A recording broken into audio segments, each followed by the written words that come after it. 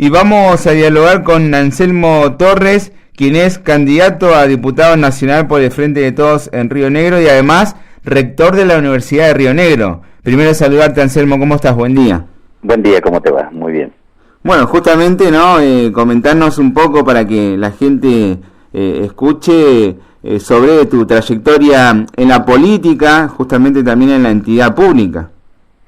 Sí, la verdad que yo no soy nacido en Viedma, ¿no? Hace 35, un poco más, ya casi 36 años que estoy viviendo aquí, y desde que llegué casi siempre tuve militancia, primero porque como estudiante universitario fui presidente del centro estudiante y ahí arranqué mi militancia política, si se quiere, con el retorno a la democracia.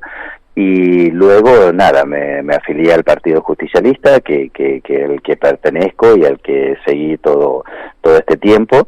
Y mi militancia siempre fue más bien, digamos, de acompañar los procesos electorales o los procesos de consolidación del partido, digamos, como militante común, como un militante que de pegar carteles, repartir boletas, repartir folletos, ya cuando me recibí con los cuadros técnicos, etcétera, etcétera. Así que siempre fue la militancia más de base, si se quiere. Y recién después de casi 36 años de estar militando, digamos, aparezco en una lista que, si bien estoy en el cuarto lugar porque soy el segundo suplente de una lista de 2 titulares, la primera vez que aparezco como integrante de una lista, si se quiere. Y la política justamente no ha ido cambiando de la década del 70, del 80 y lo que es ahora en el siglo XXI. ¿Cómo analizás a la política?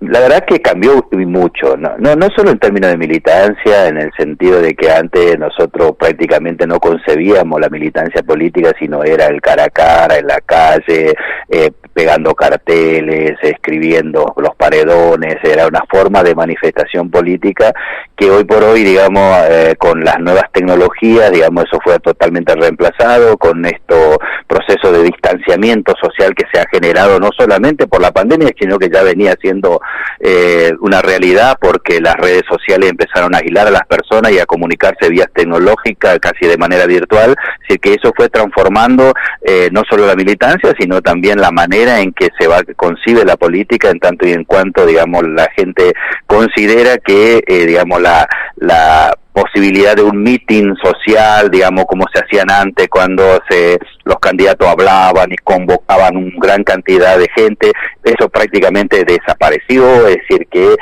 hoy por hoy está mediatizado por las tecnologías y la política, digamos, pasó a ser otra cosa muy distinta a la que era cuando por lo menos yo era joven y militaba. Y gobernar no ha sido fácil, justamente más en estos tiempos de pandemia. A nivel nacional, bueno, gobierna la misma ideología en la cual vos pertenecés. ¿Cómo analizás ese tema? Sí, la verdad que la pandemia ha sido un fenómeno muy particular, muy diferente a otros procesos de epidemias que ha habido en el mundo durante toda la historia. Todavía creo que se está debatiendo y se está discutiendo acerca de el por qué esta epidemia tuvo la característica que tuvo, que generó un confinamiento a nivel mundial inédito, porque realmente fue un fenómeno muy particular. Eso hizo subordinar a toda la vida social y la vida política y económica a la cuestión de la salud, ¿no? Es decir, la verdad que es gobernar en un contexto en donde la gente está encerrada, donde la economía no puede funcionar, donde la vida social se ha paralizado de alguna manera, ha habido hechos, digamos, muy tristes, no solamente porque han fallecido amigos, parientes, conocidos de cada uno de los argentinos, sino además la imposibilidad cierta de poder despedir a tus familiares, a tus amigos, porque la pandemia no te lo permitía, digamos, ¿no? Entonces eso fue trastocando de alguna forma la vida social, y gobernar en un contexto como esto es muy difícil, no solamente porque la situación económica de nuestro país, siendo un país en desarrollo, en emergente, digamos, es ya en sí mismo difícil gobernar, pero en este contexto aún mucho más, así que la verdad que no me gustaría estar, digamos, en cabeza de las instituciones como el Estado Nacional o el Estado Provincial en un contexto como esto, pero bueno, digamos, una vez que te toca tenés que hacerlo y gobernarlo, y se fue experimentando sobre la marcha, porque todavía seguimos en un contexto de mucha incertidumbre, de mucha dificultad para saber, digamos, cómo accionar. La gente, creo que en general se cansó de la pandemia, del encierro, de todo esto, y dio por terminado de una u otra manera antes de que, digamos, efectivamente el virus desaparezca. Y en relación a eso, bueno, justamente en este mes de septiembre hubo elecciones, las PASO. ¿Qué análisis se hace con respecto a las elecciones? Mira, las elecciones creo que se inscribe dentro de un contexto internacional, ¿no? Que si uno rastrea todas las elecciones que hubieron durante este proceso de pandemia, casi todos los oficialismos tuvieron dificultades para sostener su gobierno, para sostener su caudal electoral. Y Argentina no fue una excepción, digamos, ¿no? Es decir, es lo que ocurrió a nivel mundial en todos los lugares donde hubo elecciones en contexto de pandemia, y efectivamente la Argentina también tuvo este proceso electoral y demostró que los oficialismos que tuvieron que llevar adelante, digamos, y gestionar la pandemia han tenido dificultades para conservar su elección. Y esto pasó en esta cosa. Yo creo que de todo modo, digamos, yo por lo menos, digamos, analizo estas elecciones, y creo que la gente sí se ha enojado, si se quiere, entre comillas, contra el gobierno nacional, porque no ha podido cumplir con las expectativas con la que él llegó al poder, pero bueno, es entendible en un contexto de pandemia.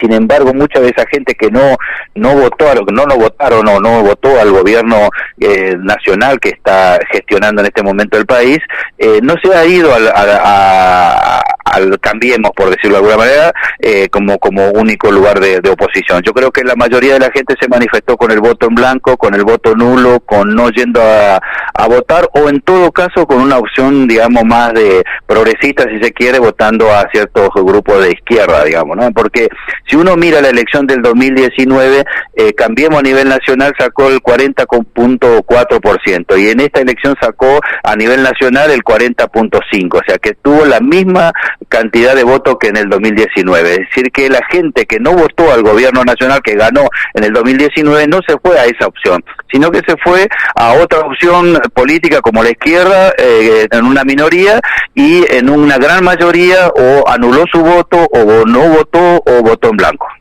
Bien, y eso justamente es algo que tomaron en cuenta y que están trabajando de cara a las elecciones de noviembre.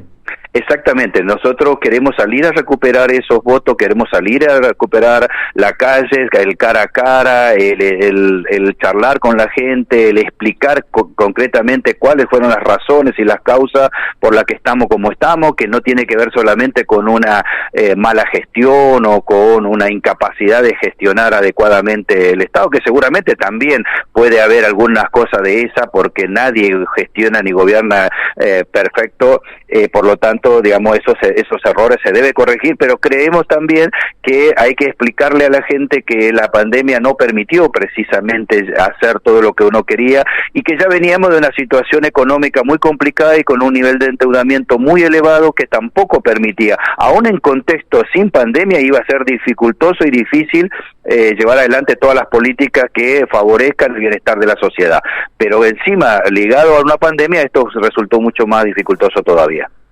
¿Qué es lo que tiene que hacer el Frente de Todos para poder ganar las elecciones en noviembre? Mira, yo no sé si hay cosas que no van a permitir ganar. Yo creo que no hay una verdad respecto de qué cosa hacer en una campaña para que la gente te acompañe o no te acompañe. Pero sí creo que tenemos que retornar a nuestro propio origen como lógica política, digamos. Yo creo que se está produciendo cambio.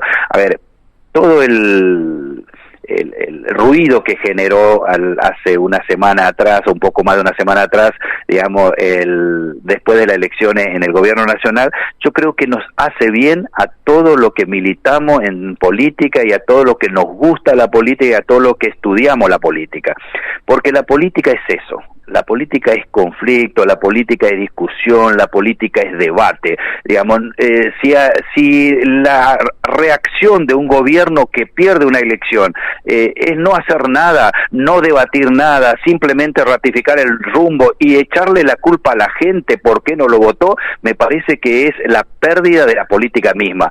Sin embargo, lo que debiera hacer y lo que creo se hizo, más allá de cómo se lo evaluó después mediáticamente, digamos, lo que se hizo fue decir, bueno, miren, la gente no votó mal, la gente simplemente nos manifestó que no está de acuerdo con nosotros.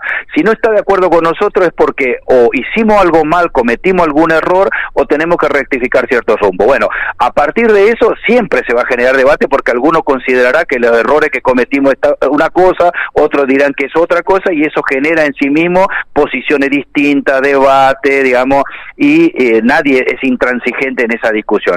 Una vez puesto de acuerdo en cuáles son los errores, también genera debate decidir cuál va a ser el nuevo rumbo, cómo vamos a cambiar, qué significa, digamos, corregir errores, cambiar simplemente los que están gestionando, cambiar la política que se está llevando adelante, cambiar la orientación de todas las políticas que se venían generando, es decir, eso también generó debate.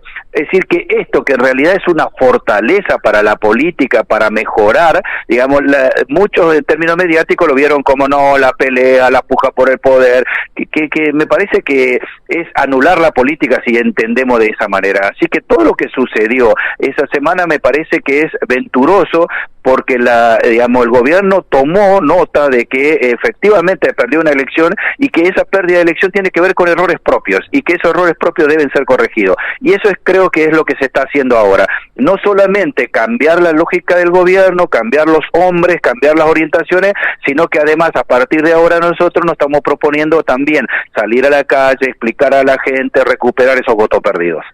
Y todo esto ha permitido también tener, cierta situación del partido político, ¿no? A nivel provincial y nacional. Por eso, yo creo que sí, creo que estos debates ayudan. A mí no me asusta los debates, me parece que quienes estamos en política tenemos que entender que la política en definitiva es conflicto, digamos, no es solamente consenso, digamos, como algunos lo dicen, todo consenso, pero hay que tener claro qué es lo que se tiene que consensuar. Para saber qué es lo que se debe consensuar, primero hay que debatir, y debatir implica que cada uno pongamos nuestras ideas, y eso genera debate, conflicto, discusiones, digamos, no hay que tenerle miedo a eso. Eso es lo que nos hace crecer, digamos, el que simplemente seamos pusilánimes y aceptemos las ideas de los otros, y eso alguno lo quiere hacer disfrazar como consenso, me parece que es falso. La política no es eso, digamos, yo creo que muchas veces las redes sociales o los medios de comunicación masivos, muchas veces, digamos, se ponen en contra de la discusión, del debate, lo banalizan con un concepto, digamos, como la grieta, etcétera, etcétera,